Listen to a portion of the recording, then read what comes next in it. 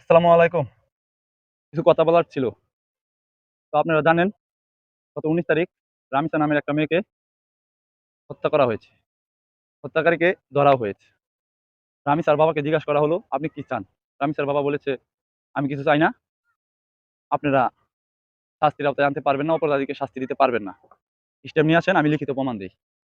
তো উনি এই কথা বলার পরে একজন কি মানুষ নাই যে উনার সাথে এই কথাটা চ্যালেঞ্জ নিবে? একজন মানুষ চ্যালেঞ্জটা নিতে পারে না? চ্যালেঞ্জটা নিয়ে প্রমাণ করে দেখাতে পারে না যে রামিসার বাবার কথাটা ভুল ছিল? আর রামিসার বাবাকে বলতে হবে কেন? আপনি কি চান? শাস্তি চাওয়া লাগবে কেন? এটা কি ভিক্ষা? শাস্তি কেন চাবে?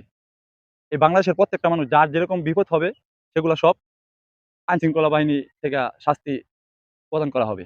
এগুলো বলতে হবে কেন আমাকে? যে আমি কিরকম শাস্তি চাই? ফাঁসি চাই, না ওটা চাই, না ওটা চাই। ওটা তো আপনারাই ভালো জানেন। এটা কি বলতে হবে আমার যে আমি কি চাই? শাস্তি চাইয়া নিতে হবে কেন? আমার জানমালের দায়িত্ব কার? সরকারের। তো এটা আমি বলব কেন?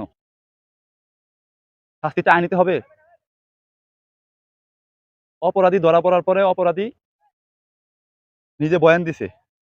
কিভাবে মেরেছে সেটার বর্ণনা দিয়েছে। সবকিছুর বর্ণনা বলেছে খুলে আদালতে।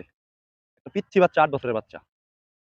তো এটা তো এমন একটা বিষয় না যে সময় নিতে হবে। একটা বড় মানুষ, বড় একটা অ্যাডাল্ট মেয়ে কোনোভাবে না কোনোভাবে ফাঁসাইতে পারে। তাই একটা তদন্ত কমিটি গঠন করতে হবে। এটা তো একটা বাচ্চা। বাচ্চাকে মেরেছে, আসামি নিজে বয়ান দিছে।